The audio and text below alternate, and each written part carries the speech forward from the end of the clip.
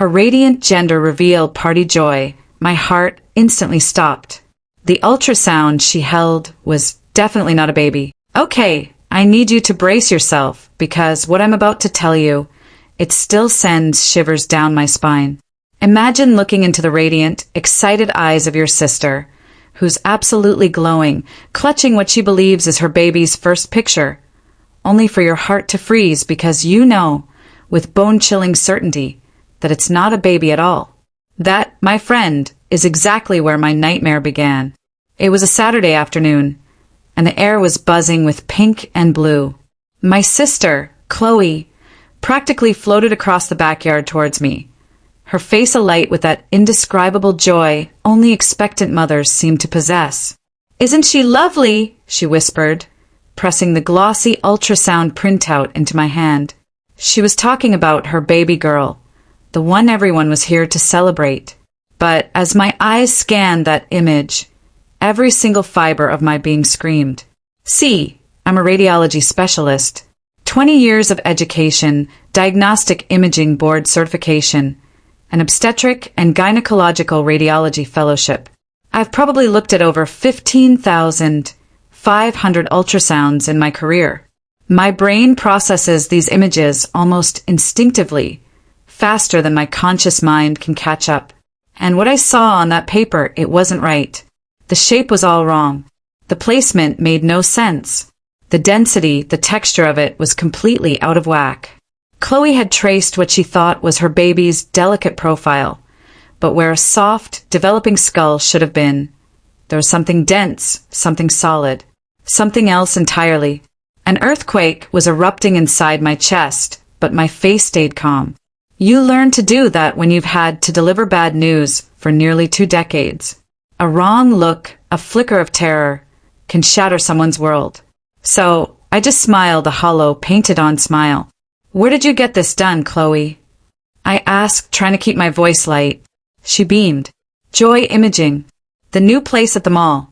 They do these adorable bundles with little heartbeat teddy bears, 3D and 4D images, keepsake videos.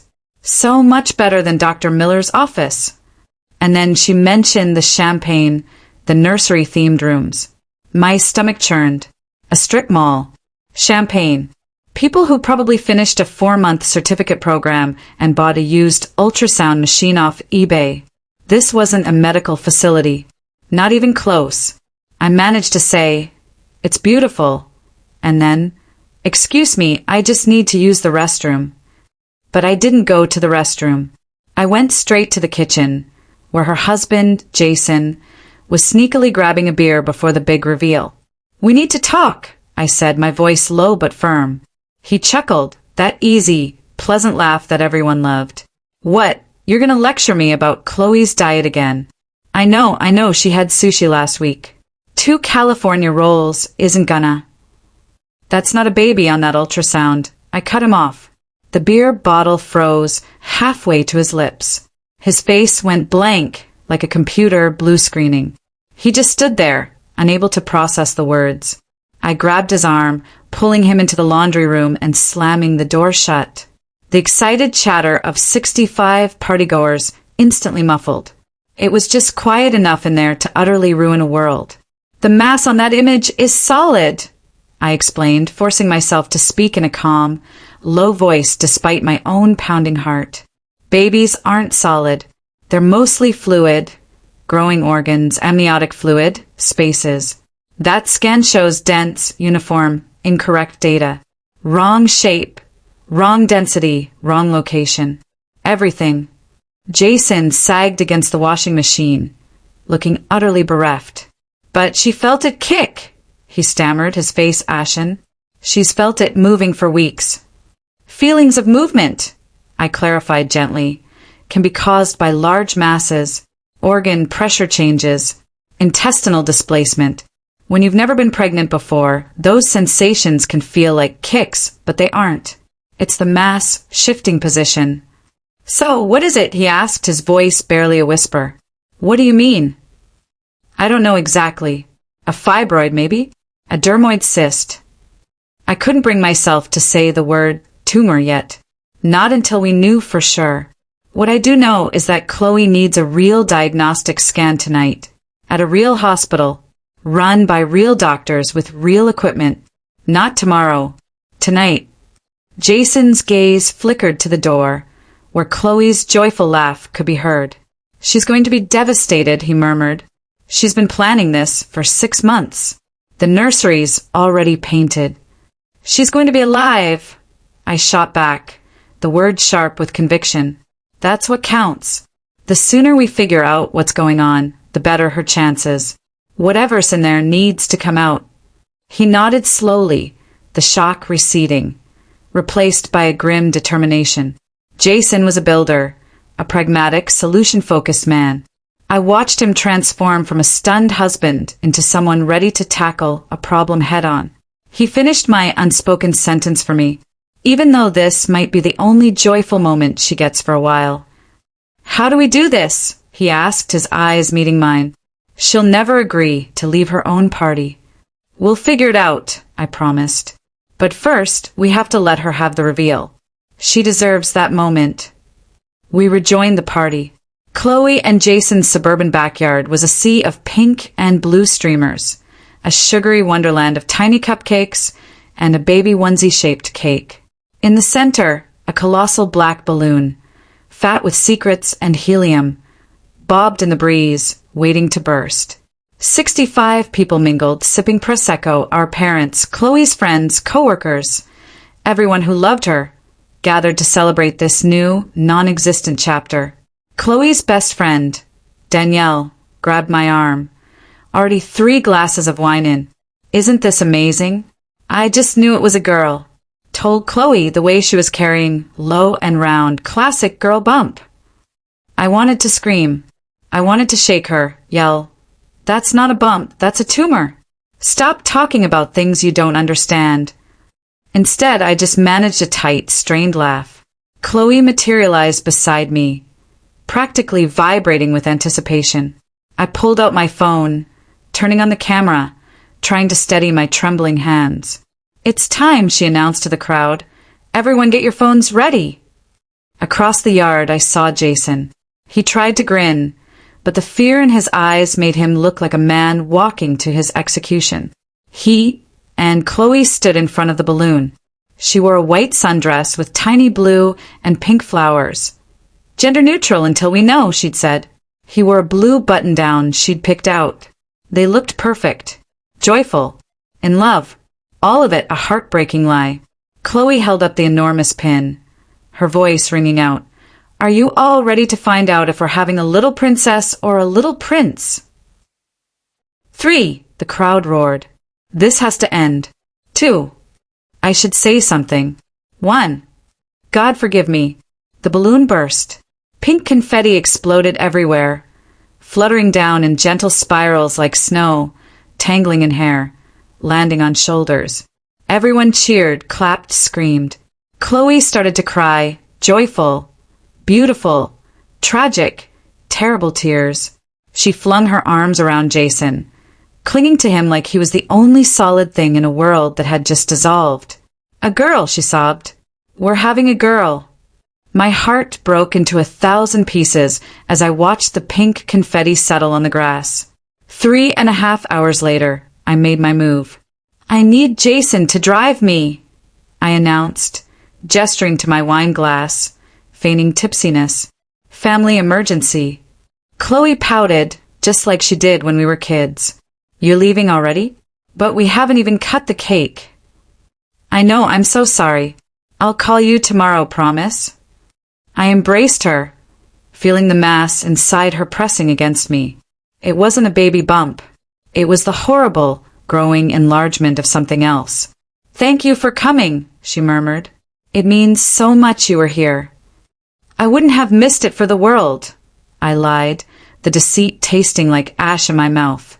Jason drove us in silence to Mercy General. On the way, I called Dr. Lisa Perez, Chief of Obstetric Imaging, a friend and colleague of 15 years. In terse, clinical language, I explained everything, painting a picture that Chloe, texting Jason innocently from the porch, couldn't hear.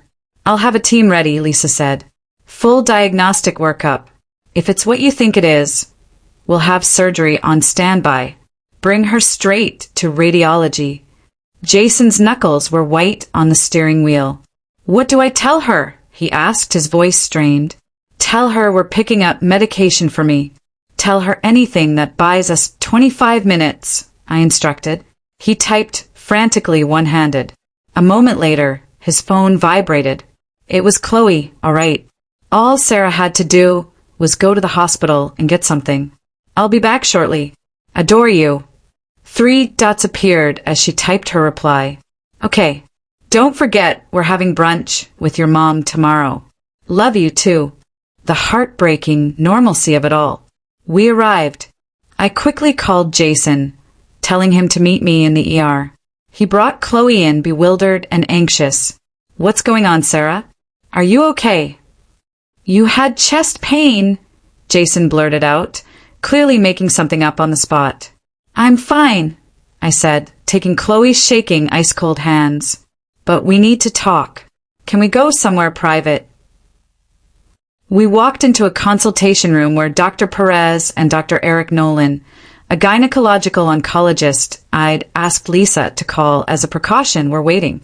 Chloe's perplexity turned to panic when she saw the 2 doctors. What is this?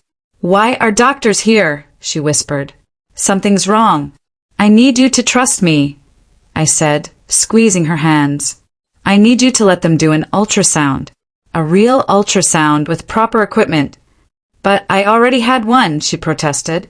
The place you went to isn't a medical facility. They're not licensed. They don't have real training.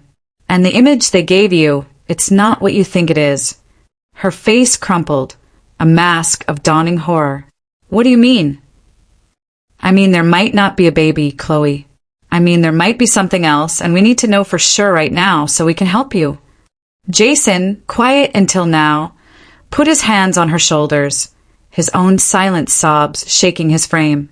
Chloe turned from me, to the doctors, then back to Jason, her voice thin. You think I'm not pregnant? I think you need to find out for sure with real equipment. Please. They took her back.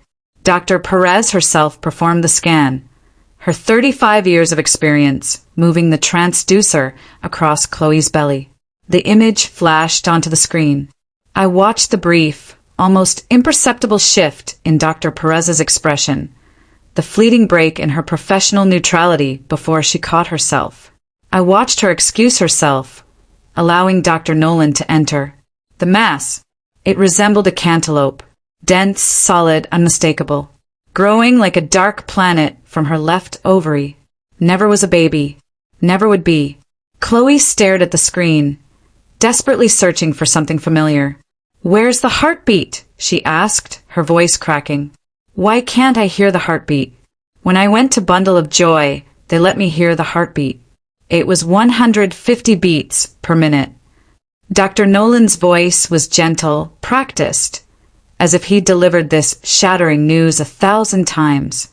Chloe, there is no heartbeat. What they played for you was likely a recording or possibly the sound of blood flow through a large, vascular mass. He paused, his gaze kind. You're not pregnant. Chloe's hand went to her belly, to the bump she'd talked to, read stories to, played music for months. But I felt her move. I felt her kick. That was the tumor pressing against your internal organs, Dr. Nolan explained softly. As it expanded, it displaced your bladder and intestines. The shifting created those sensations you interpreted as fetal movement. Chloe looked from him to Jason, then at me, then back at the screen where her unborn child should have been. You knew, she murmured, tears streaming down her face. At the party, when you looked at the picture, you knew. I nodded, my own eyes overflowing. Chloe grabbed my hand, squeezing so tightly I thought my fingers would break. I suspected. I wasn't certain until now. Her voice rose, laced with anguish. Why didn't you say something? Why did you let me have the reveal? Let everyone celebrate.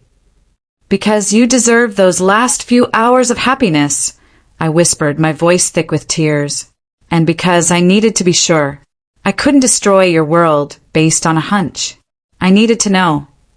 It's not fair, she cried softly. It's not fair. I did everything right. I took my prenatal vitamins. I stopped drinking coffee. I painted the nursery yellow because that place said yellow was good for brain development.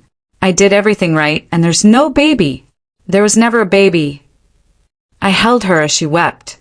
Jason held both of us. Dr. Perez discreetly recorded the results while Dr. Nolan went to book an operating room. Surgery was scheduled for the very next day. At 8:10 a.m. on Sunday, a tumor the size of a small honeydew melon was removed from my sister's abdomen. Dr. Allison Reyes, a surgical oncologist with 22 years of experience and hands as steady as stone, performed the operation. Jason and I sat in the waiting room, trying not to lose our minds. On Tuesday, the pathology results came back, benign, a mature cystic teratoma, or dermoid cyst. It contained sebaceous material, teeth and hair. Not life-threatening, not malignant, but grotesque. Chloe would recover completely. Her ovary was saved. Her fertility was maintained. But something was irrevocably lost, something no surgery could restore. The first week was the hardest. Chloe refused to eat, talk, or leave her bed, except for the bathroom. Jason took time off work to care for her. Dr. Susan Baker, a therapist specializing in reproductive trauma and perinatal bereavement, visited the house 3 times. This is grief, she told me in the kitchen, while Chloe slept upstairs. Profound grief. She's grieving a child who never existed, but who, to her, was real. That baby had a future, a name, a nursery. And now it's all gone. Will she be all right? I asked, my voice raw. Eventually, with the right care, support, and time. But this kind of loss is harder because there's no body to bury, no funeral to hold. The world doesn't recognize mourning for pregnancies that weren't pregnancies. She will need validation for her feelings. I stayed with them for 3 weeks, making meals Chloe rarely touched, sleeping in the guest room, and fielding calls from bewildered relatives who had attended the gender reveal but had no idea what had happened. But she was pregnant, my mom kept insisting. We saw the ultrasound. We heard the heartbeat. You heard what they wanted you to hear, Mom. I explained, my voice tight. It wasn't real. How is that possible? She asked, genuinely confused. How can a place just lie like that? That question gnawed at me. How could a place like that lie? How could they give a hopeful mother a fantasy disguised as medical imaging for $50? For weeks after Chloe's operation, I decided to find out. First, I researched. Bundle of Joy Imaging had been operating for 20 months in a strip mall, sandwiched between a cell phone repair shop and a nail salon. Their website was slick, polished. 3D and 4D imaging of your baby. Gender reveals starting at $79. Take home your baby's heartbeat in a teddy bear. No mention of medical qualifications. No doctors. No details about liability. Just stock images of happy expectant mothers and promises of lifelong memories.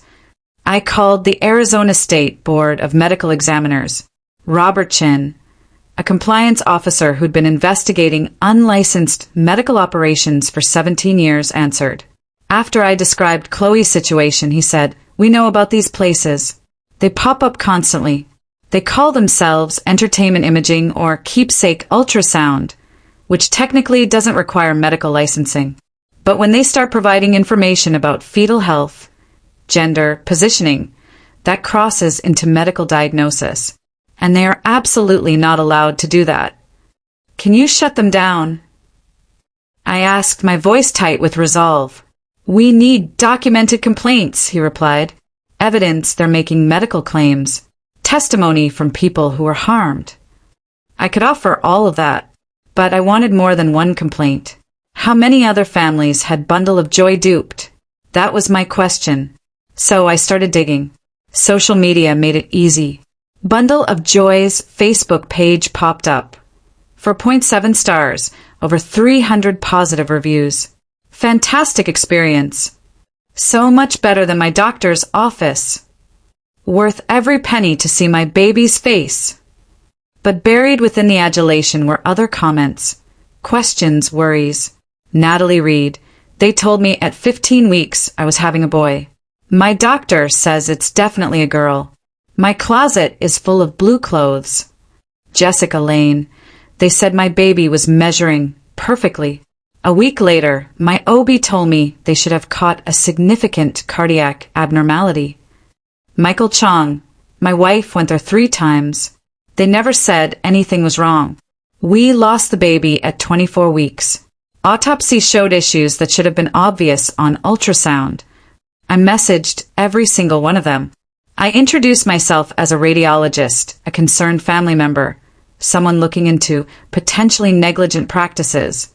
I asked if they'd be willing to share their experiences. Within a week, 24 people replied. Their stories were heartbreaking. Sarah Peterson, 34, had been told she was expecting healthy twins. One of them was actually a blighted ovum, an empty gestational sac. She didn't find out until she was 21 weeks pregnant and gave birth to only one child. The Hayes couple had been told at 14 weeks their daughter was healthy. In reality, their child was a boy with severe chromosomal defects. They'd been robbed of the chance to make informed decisions about their pregnancy. Emily Scott, 30, was told everything looked perfect. Her 18-week anatomy scan at a real hospital revealed her infant suffered from anencephaly, a disorder where the brain and skull fail to develop normally. I could have ended the pregnancy, humanely, she told me in a raw voice over the phone. Instead, I carried him for another 3.5 months, knowing he'd die at birth. And then there was Nicole Thomas, 26, on her first pregnancy. Bundle of Joy had assured her everything was fine. Her regular doctor hadn't yet performed comprehensive imaging, and since no one with actual training had checked, no one had discovered that Nicole was pregnant ectopically. The embryo had implanted in her fallopian tube instead of her uterus. At 12 weeks, her tube burst. She nearly died from internal bleeding in her apartment. Emergency surgery saved her life, but it cost her a tube. Her ability to conceive was permanently damaged. They could have seen it, Dr. Lisa Perez said, her voice grim, after I showed her the documents I'd collected. An ectopic pregnancy is visible on ultrasound if you know what you're looking for. But these people don't know what they're looking for. They're trained to find cute angles and gender clues, not medical pathology. I presented Robert Chin with everything. Printed testimonials, medical records from impacted families who consented to share them, screenshots of Bundle of Joy's promotional materials claiming to check baby's health and verifying normal development. I also brought Megan Kelly, a reporter from Channel 7 News who'd covered healthcare fraud for 11 years, and my attorney, Jennifer Lee, a medical malpractice specialist with 23 years of experience, who had already started drafting civil lawsuits on behalf of the impacted families. This is more than enough, Robert concluded after reviewing it all. We can issue a cease and desist order immediately and refer this to the county prosecutor for criminal investigation. I want to be there when you shut them down, I said. He blinked. That's not standard procedure. I want to see it, I insisted. I turned to Megan, who was already scribbling notes. My sister nearly died because these people handed her a picture of a tumor and told her it was a baby. I turned to Jennifer, who gave me a small nod of encouragement. Robert looked back at me. Fine. Friday morning, 9 a.m. No cameras until we've secured the premises. Angela Price, 53, owned Bundle of Joy Imaging. She was a former medical assistant who'd lost her license 9 years prior for fabricating patient records. She'd rented the strip mall space for $1,500 a month and bought a used ultrasound machine on eBay for $5,200. Her entire initial investment was less than $12,000. In 20 months, she'd performed over 2,800 scans at an average cost of $95. Total money made from posing as a medical professional, over $266,000. As promised, Friday morning, 9 a.m., Megan, her camera crew, 2 state board investigators, and a sheriff's deputy were waiting outside. Angela was inside, getting ready for the day. Pink walls, teddy bears on shelves, a wall covered in photos of happy babies she couldn't ethically have taken. "Can I help you?" she asked, her smile wavering as she saw the official documents and badges. Robert Chin stepped forward. "Angela Price, I'm serving you with a cease and desist order from the Arizona State Board of Medical Examiners. You're also being served with a criminal summons from the Maricopa County Prosecutor's Office. This facility is being shut down immediately pending investigation." Her face went pale. "This is just entertainment. I'm not practicing medicine. I never claimed." "You told my sister she was having a healthy baby girl."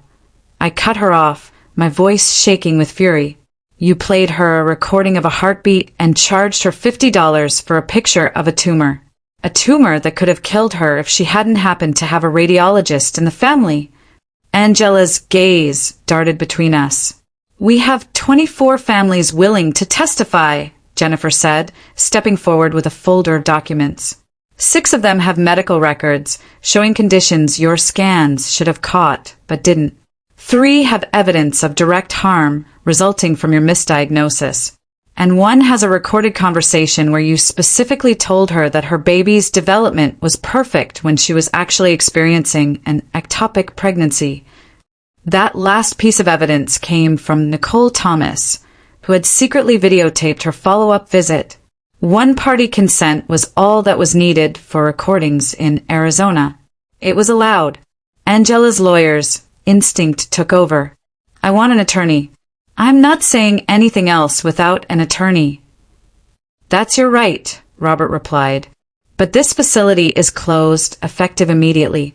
Any attempt to continue operating will result in additional criminal charges."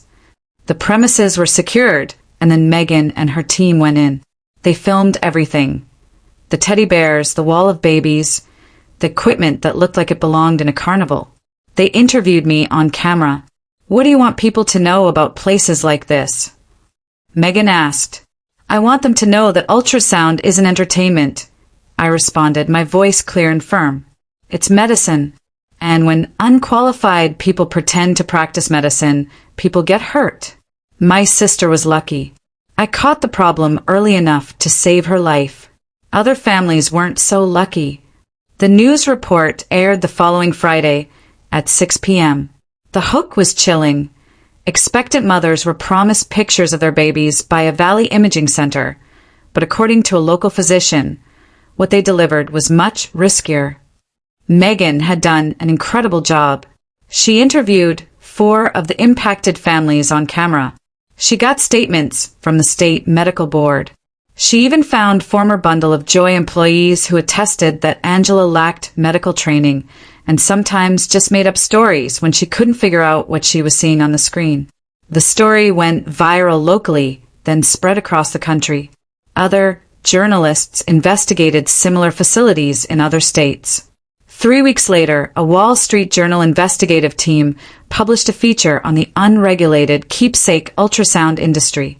When Angela Price went on trial, she was charged with 16 counts of practicing medicine without a license, for counts of fraud, and 1 count of reckless endangerment. Maria Rodriguez, an assistant county attorney with 14 years of experience in consumer protection, delivered the powerful closing argument. "The defendant didn't sell entertainment," she told the jury. "She sold lies. She took money from hopeful families and told them what they wanted to hear, without any ability to identify the problems hiding in those images. And when those problems emerged as tumors, as ectopic pregnancies, as fatal abnormalities, she faced no consequences. Until now." Angela's defense lawyer tried to claim that Bundle of Joy was just like palm reading or a psychic. Entertainment that no reasonable person would consider medical advice. The jury didn't buy it. After 5 hours of deliberation, they found her guilty on all counts. Angela Price received a 5-year sentence in state prison, restitution to the impacted families, and a permanent ban from running any business related to healthcare. During the trial, Chloe gave testimony. I sat in the gallery, watching my sister bravely recount what it was like to believe you were carrying a child, to plan for it, to love it, and then to find out it was never real. Even as tears streamed down her face, her voice was steady. I had names picked out, she said. I had a nursery painted. I had conversations with my belly at night before I went to sleep. I told that baby everything I was hoping for her, everything I wanted to give her. And then I found out she was never real, that I'd been grieving nothing, that I'd been loving nothing. She looked directly at Angela. You took $50 from me and gave me a fantasy. And when that fantasy fell apart, I had to rebuild my entire understanding of reality. I had to grieve a daughter who never existed while recovering from surgery to remove what was actually inside me. I had to watch my husband cry for a baby that was never going to be born, all because you wanted to make money pretending to be something you're not. The courtroom was silent. The worst part, Chloe continued, her voice breaking, is that I blamed myself at first. I thought I should have known. I thought a real mother would have sensed that something was wrong. It took months of therapy to understand that I wasn't the one who failed. You were. You failed me, and you failed every family in this room. After her testimony, Chloe walked past Angela without a glance, but she paused at my seat in the gallery. Thank you, she whispered, her eyes still red-rimmed, but holding a spark of defiant strength, for seeing what I couldn't see, for saving my life. She squeezed my hand. That's what sisters are for. 8 months after the trial, I received an invitation to Jason and Chloe's home. Another crowd in the backyard. Another party. But the decor was different this time. No gender reveal balloons, no pink or blue streamers. Just white and yellow flowers, family and friends, and a small cake on a table that read, "Welcome home." Chloe greeted me at the door. I hadn't seen her in a year, and she looked healthier. Her cheeks had color, her eyes were bright. "We have news," she said, drawing me inside. In the living room, Jason held a small bundle wrapped in a yellow blanket, making tiny noises like newborns do when they're deciding if the world is worth exploring. "This is Grace," Chloe said, her voice thick with emotion. "She's 4 weeks old. We finalized the adoption yesterday." I looked at the infant, at Chloe's face, beaming with genuine happiness this time, and at Jason, who was crying once more, but with happy, heartfelt tears. "You didn't tell me you were adopting," I said, my own voice choked up. "We wanted to wait until it was official," Chloe explained. "After everything that happened, we couldn't handle any more uncertainty." She took Grace from Jason, holding her close to her chest. Dr. Susan Baker said I might always feel like something is missing, that the trauma might make it hard to bond. But when I held her for the first time, I just knew. She's the one. She was always supposed to be ours. As I watched my sister hold her daughter, her real daughter, not a lie or a fantasy, I felt something I hadn't felt in a very long time. Hope.